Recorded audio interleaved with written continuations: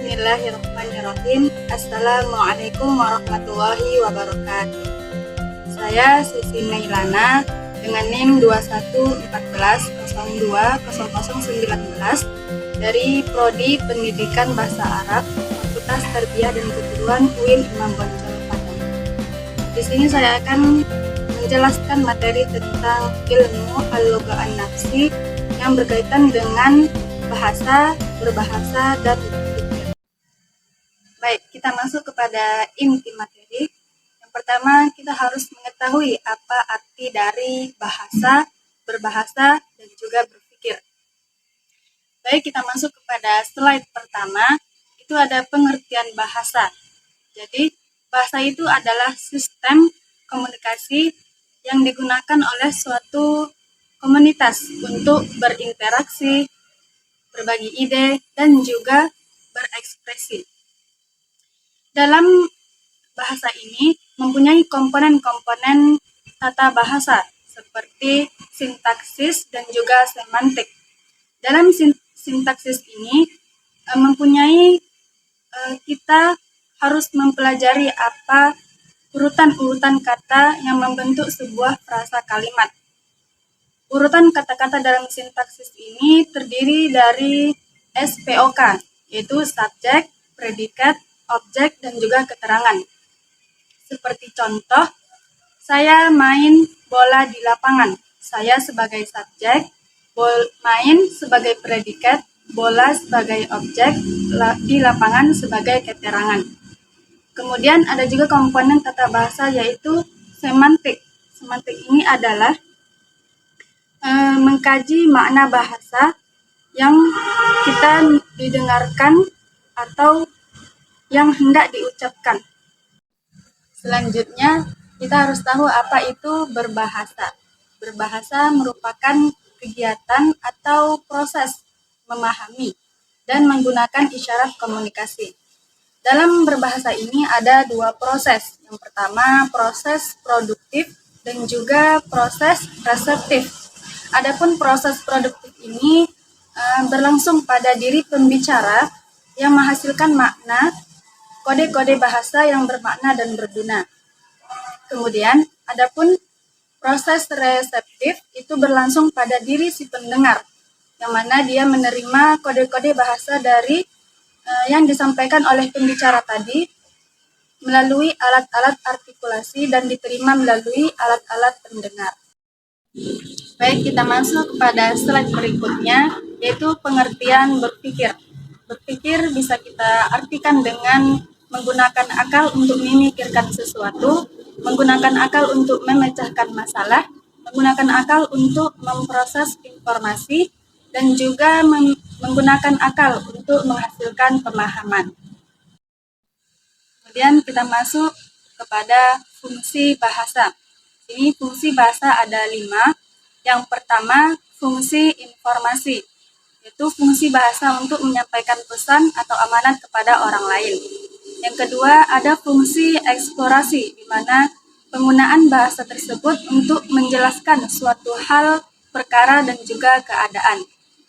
Yang ketiga, ada fungsi persuasi, di mana penggunaan bahasa tersebut dengan maksud mempengaruhi atau mengajak orang lain untuk melakukan sesuatu maupun tidak melakukan sesuatu secara baik-baik. Yang keempat, adapun fungsi ekspresi, di mana fungsi bahasa tersebut untuk mengungkapkan pernyataan senang, bahagia, sedih, kecewa, benci, kagum, jengkel, dan lain-lain. Kemudian yang terakhir ada fungsi entertainment, di mana fungsi bahasa digunakan untuk menghibur, menyenangkan, dan juga memuaskan perasaan batin. Baik, selanjutnya kita masuk kepada ciri-ciri bahasa. Ciri-ciri bahasa ada 10. Yang pertama, bahasa adalah suatu sistem. Bahasa terdiri dari sejumlah subsistem. Artinya, bahasa bukanlah sistem tunggal, melainkan bahasa mempunyai 3 sistem, yaitu fonologi, gramatikal, dan leksikal. Kemudian yang kedua, bahasa itu berwujud lambang, seperti contoh bendera kuning itu digunakan sebagai lambang adanya kematian. Yang ketiga, bahasa itu berupa bunyi, yaitu bahasa yang menghasilkan makna yang dihasilkan oleh ucap manusia. Makan, batuk, bersin itu tidak bisa dikatakan bahasa berupa bunyi karena tidak memiliki makna. Keempat, bahasa itu bersifat arbitrter, yaitu tidak adanya hubungan antara lambang bahasa dengan konteks atau pengertian yang terkandung dalam lambang tersebut. Yang kelima, bahasa itu bermakna.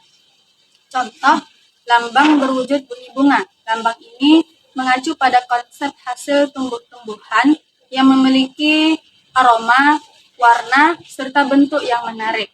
Kemudian, bahasa itu bersifat unik.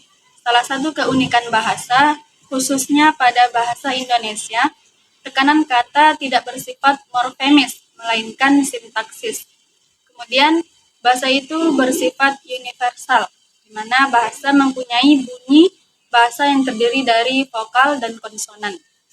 Kemudian, bahasa itu bersifat konvensional, artinya semua pengguna bahasa bersepakat bahwa penggunaan lambang bunyi tertentu untuk sebuah konsep tertentu. Kemudian, bahasa itu bersifat produktif, di mana semua unsur bahasa dapat dipakai untuk memproduksi satuan bahasa secara tidak terbatas. Kemudian yang terakhir dari ciri-ciri bahasa, bahasa itu bervariasi. Bahasa bervariasi dalam artian ada bahasa formal, non-formal, baku, dan non-baku. Kemudian kita masuk kepada proses berbahasa. Mana dalam proses berbahasa ini adanya proses produktif dan juga reseptif, seperti yang saya jelaskan pada pengertian berbahasa sebelumnya. Adapun nama lain dari proses produktif ini dinamakan dengan enkode, sedangkan reseptif dinamakan dengan dekode. Kemudian transmisi. Apa itu transmisi? Yaitu proses transmisi ini terjadi antara adanya enkode dan dekode.